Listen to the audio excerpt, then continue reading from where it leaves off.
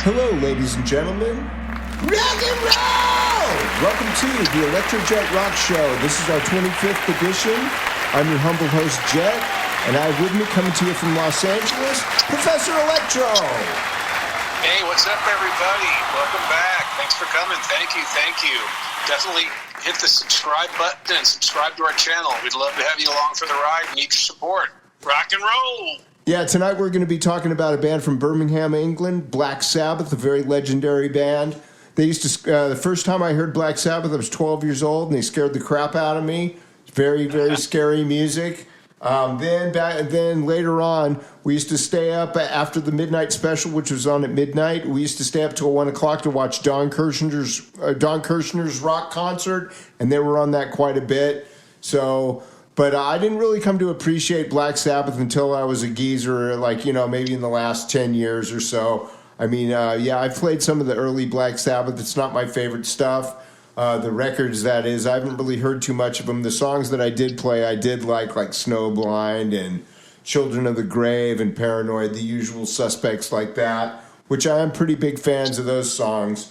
But I personally like the ones that they say aren't really that good. The last two or three before Ozzy left the band. So what do you think about them, Professor? I agree with everything you said. They scared the crap out of me, too, when I was little. And I just remember them being kind of associated with death and doom. You know, they were very dark, Black Sabbath. I mean, everything about their name and their tone, the music, all that minor key stuff, was kind of scary. But later on, like you, I learned to appreciate them. And they kind of, made their own genre, made that own, death metal would never be anything if it wasn't for Black Sabbath. And, they started early in 1970. I wasn't listening to them at that time with Black Sabbath. And then Paranoid, I think around 1970, had Iron Man and War Pigs. Then 1973 had Sabbath, Bloody Sabbath. I mean, just that title. That riff there, man, on that I never really listened to that album a ton, but that one song, the riff is amazing on that. I'm a big fan of that riff. Props to Tony Iommi on that one. Yeah, I would agree with that. And then I think 75 was Sabotage.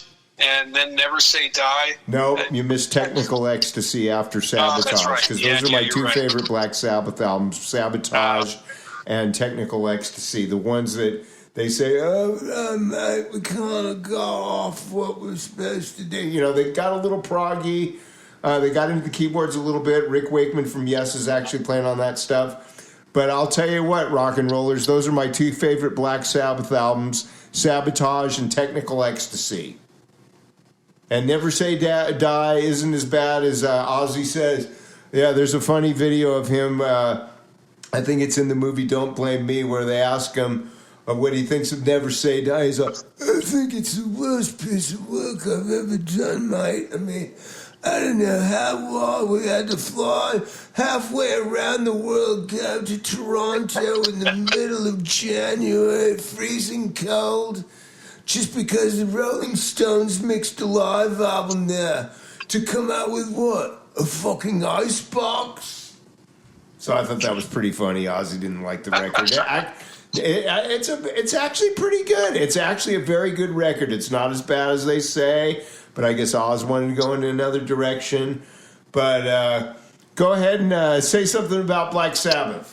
Yeah, I feel the same way, and I did see him on Don Kirshner's rock concert back in the day also, and that kind of opened him up a little bit to me because I didn't get a lot of radio airplay at that time. But what really opened up Black Sabbath to me is, I'm sure the purists aren't going to like it, was when Dio joined the band. So for me, I was just always a huge Ronnie James Dio fan, and once he left Rainbow, he had a hiatus there for a while where he wasn't, in a band, and I was waiting for him to, do something. And so 1980, Heaven and Hell comes out. I'm like, joining Black Sabbath? That was that's kind of strange.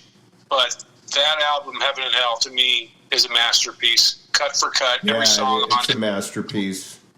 Yeah, and I think Martin Birch did that one, didn't he? Yes, he did. Yeah, it's just everything about that album is just phenomenal. And, yeah, which it's completely different, because the thing with Black Sabbath is they're not really a satanic band. They're almost like an anti-satanic band, because of Geezer Butler. When he was a kid, he was almost going to be like a Catholic priest or something. So he's well versed in all that stuff. So it came to his advantage when they were writing stuff for Black Sabbath, Geezer being the main lyricist. And then obviously when they got Ronnie in the band, Geezer didn't have to write the lyrics anymore. So the lyrics completely changed to the deal. Castle and Dragon and Cobblestone Road. Ooh, yeah, I don't think he was doing it. I think he really showed a lot of depth. I think he really was making a statement. Dio was making a statement. Yeah, he was. I'm just goofing. To Richie and and everybody else, and obviously that album was huge. 1980, I remember, was that and Back in Black. Those were two just huge metal albums, and then Mob Rules later on, which I liked also. Mob Rules is a great record, even though Bill Ward is not on that one. I think that's Vinny drumming on that one. Yeah, Vinny Appice. Yeah, who's a great drummer, but he's not Bill. Bill is like but he filled in good live. I mean, he was great. So the thing about the reason rock and roll fans out there, why I like Sabotage and Technical Ecstasy the best, is because that's when Sabbath figured out they were getting ripped off by their manager, and they were all really like pissed off. So those two albums sound really, really pissed off. They got a ton of fire on them. Supposedly they were like signing legal papers while they were recording the thing. Those two records, I think especially Sabotage. In fact, the name comes from that. Yeah, they found out their manager was ripping them off big time. So there's one song on there called The Writ, which is like the Ozzy vocal on that is incredible. Yeah, I really think those two albums are actually Black Sabbath's best albums. So check those out, you rock and roll fans. I'm sticking by what I say, and Never Say Die ain't bad either. It's a fucking icebox, mate. Well, what do you think, Jett? It's about time to wrap up this show.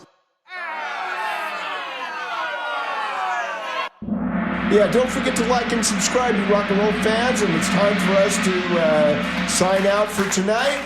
I'm Jett. I'm the Professor.